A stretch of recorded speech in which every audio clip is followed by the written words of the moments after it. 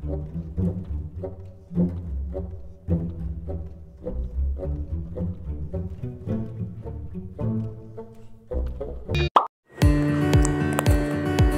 perkenalkan nama saya Revika Ayu dengan nomor NIM 8570300795 dari kelas A Pokjars Putih Banyak.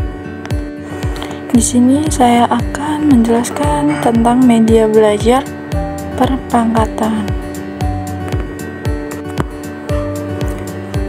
Dengan nama dosen Bapak Ignatius Andi Jayanto MPD.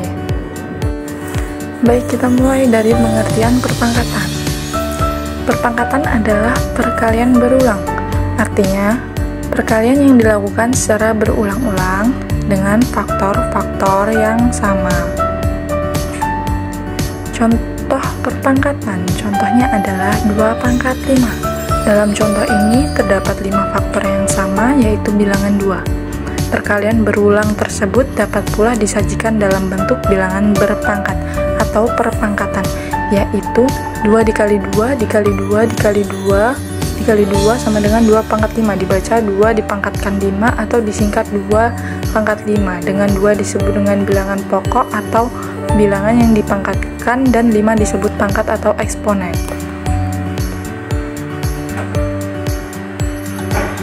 Contoh soal perpangkatan yang pertama, contoh 3 pangkat 3 sama dengan 3 dikali 3 dikali 3.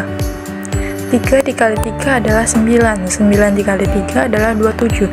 Jadi 3 pangkat 3 hasilnya adalah 27. Contoh yang kedua, 4 pangkat 4 sama dengan 4 dikali 4 dikali 4 dikali 4. 4 dikali 4 adalah 16, 16 dikali 4 adalah 64, 64 dikali 4 adalah 256.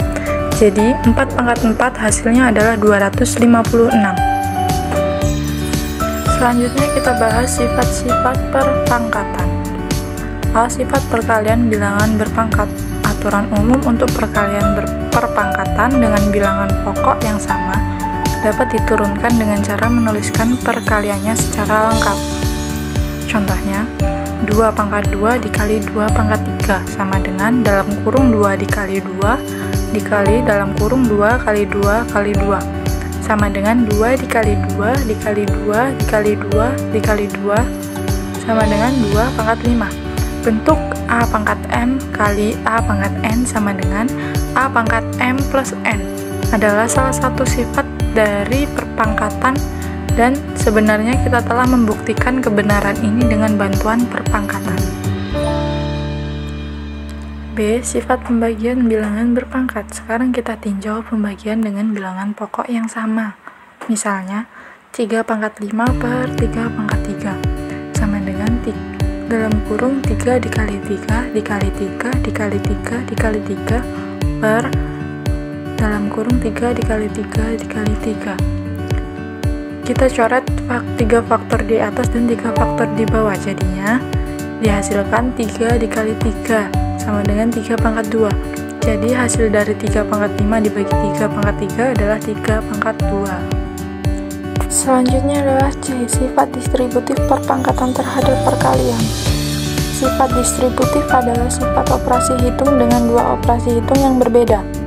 Salah satu operasi hitung berfungsi sebagai operasi penyebaran dan operasi lainnya digunakan untuk menyebarkan bilangan yang dikelompokkan dalam tanda kurung. Sifat distributif juga disebut dengan hukum distributif. Untuk membuktikan sifat tersebut dapat digunakan definisi perpangkatan, yaitu contoh dalam kurung 4 dikali 5 pangkat 3 sama dengan dalam kurung 4 dikali 5 dikali dalam kurung 4 dikali 5 dikali dalam kurung 4 dikali 5 sama dengan dalam kurung 4 dikali 4 dikali 4 dikali dalam kurung 5 dikali 5 dikali 5, maka hasilnya adalah 4 pangkat 3 dikali 5 pangkat 3. Contoh yang kedua adalah dalam kurung 3 dikali 6 pangkat 4 sama dengan dalam kurung 3 dikali 6 dikali dalam kurung 3 dikali 6 dikali dalam kurung 3 dikali 6 dikali dalam kurung 3 dikali 6 sama dengan dalam kurung 3 dikali 3 dikali 3 dikali 3 dikali dalam kurung 6 dikali 6 dikali 6 dikali 6, maka hasilnya adalah 3 pangkat 4 kali 6 pangkat 4. Selanjutnya D. Sifat distributif perpangkatan terhadap pembagian. Sifat distributif ini seperti halnya sifat distributif perpangkatan terhadap perkalian. Sifat yang keempat ini dapat dibuktikan dengan bantuan definisi perpangkatan, yakni A dibagi B pangkat 2 dibaca pangkat 2 dari AB. Contohnya 6 bagi 3 pangkat 2 sama dengan dalam kurung 6 bagi 3 kali 6 bagi 3 sama dengan 6 kali 6 dibagi 3 kali 3. 6 kali 6 adalah 36 dan 3 kali 3 adalah 9. Jadi 36 dibagi 9 adalah 4.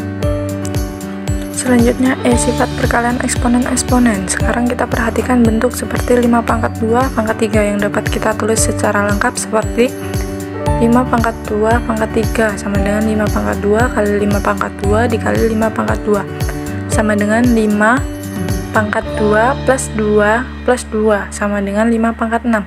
Jadi sebuah bilangan berpangkat dipangkatkan lagi dengan pangkat lain, maka eksponen-eksponennya dikalikan.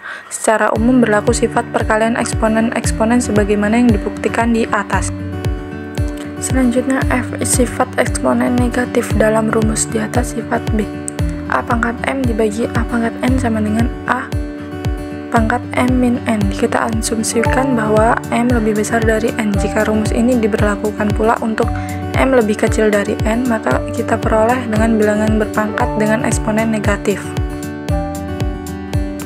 Sebagai contoh, A pangkat 4 dibagi A pangkat 7 sama dengan A pangkat 4 min 7 sama dengan A pangkat 3. Dengan notasi garis bagi, bentuk pembagian di atas dapat kita tulis A pangkat 4 bagi A pangkat 7 sama dengan A pangkat 4 per A pangkat 7 sama dengan A pangkat min 3 sama dengan 1 per A pangkat 3. Selanjutnya G. Sifat bilangan 0 dalam perpangkatan.